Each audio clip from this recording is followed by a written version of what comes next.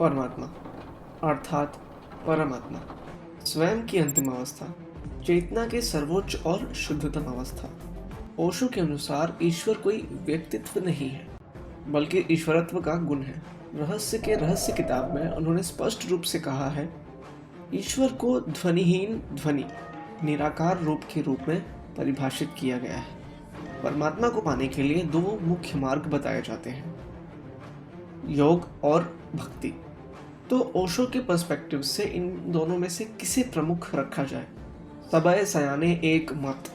इसके 8वें प्रवचन के पहले प्रश्न में ये पूछा गया ओशो से, ध्यान, समाधि और प्रेम के अंतर संबंध को समझाने की कृपा करें। ओशो ने ये उत्तर दिया, ध्यान विधि है, प्रेम भी विधि है, समाधि लक्ष्य है। ईश्वर का अस्तित्व इसलिए है क्योंकि आप स्वयं के प्रति जागरूक नहीं हैं।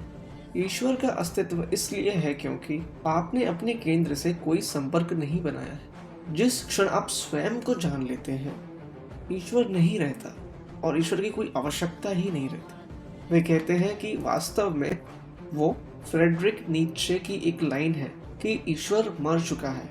वो इस बात का पूरा समर्थन करते हैं। ओशो रजनीश किसी खास धर्म को मानने वाले नहीं थे। वे धर्मों की अच्छाई को मानते थे, लेकिन धर्म की बुराइयों के खिलाफ आवाज उठाने वाले थे।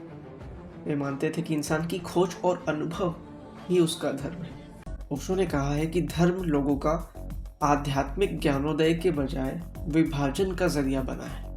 अब यहाँ पे कुछ ओशो के विचार हैं जिन्हें हम एक एक करके पढ़ते हैं और समझते हैं। ओशो ने कहा था कि धर्म कुरीतियों का शिकार होकर अपनी जीवन शक्ति खो चुका, यानी कि अब धर्म में किसी भी प्रकार की शक्ति नहीं रह गई। जिस प्रकार से धर्म का ओरिजिन हुआ था, जिन रीजंस की वजह से धर्म का उत्पादन हुआ था, उन सब का कोई अर्थ नहीं रह गया। जिस आध्यात्मिक ज्ञानोदय के वजह से धर्म का उत्पादन हुआ था, अब वही धर्म लोगों का विभाजन कर रहा है।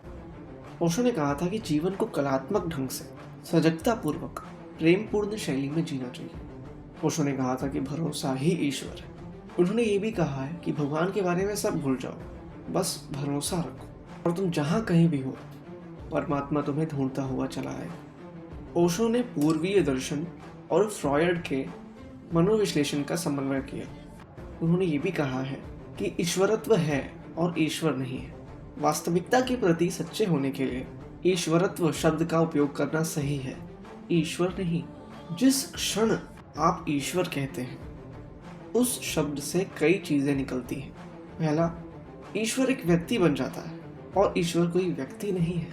परमात्मा का मतलब है वो असीम और अनंत चेतना है जो हर जगह है और हर चीज में मौजूद है। यह एक ऐसी शक्ति है जिसे हम देख नहीं सकते, लेकिन महसूस कर सकते हैं। ओशो के अनुसार परमात्मा कोई बाहरी व्यक्ति या देवता नहीं है, बल्कि एक अवस्था है, एक ऐसी गहरी शांति और आनंद की स्थिति जहां हम अपने अंदर की सच्चाई से मिलते हैं। उन्होंने अपने एक कथन में यह भी कहा था कि दिमाग मत लगाओ, ढूंढने मत जाओ, ग्रंथों में, किताबों में परमात्मा को ढूंढने की कोशिश ना करो, दिमाग बिल्कुल भी ना लगाओ, फ्री हो जाओ, सब कुछ छोड़ दो। जितने भी ज्ञान की बातें हैं, किताबें हैं, जो भी दिमाग में भरा हुआ है, उनसे सब कुछ छोड़ दो। परमात्मा का उससे कोई भी रिलेशन नहीं है जो आप जानते हो परमात्मा के बारे में। बस ध्यान में बैठ जाओ, गहरे ध्यान में। अपनी चेतना की जब अंतिम अवस्था में आप पहुंचोगे, वही परमात्मा का वास, जहां आपका मैं, आपका अहम, आपका अहंकार नष्ट हो जाता है, जहां आपका मैं नहीं रह जाता, वहीं पर परमात्मा का वास। इसीलिए बच्चों को भगवान का रूप कहा जाता है, क्योंकि उनमें अहम का जन्म नहीं हुआ होता। उनमें बस सिर्फ और सिर्फ एक चेतना होती है जो सिर्फ चैतन्य हो रही है। जो चेतना की धारा उस बच्चे से निकलती, शुद्ध होती, शुद्धतम चेतना की अवस्था में होता है। बिल्कुल भी किसी भी प्रकार का विभाजन नहीं होता उसके मन में। इसीलिए जब आप अपने अहम का त्याग करते हैं, अपने इस मन का त्याग करते हैं, उसी वक्त परमात्मा आप में हो जाते हैं। हर हर महादेव।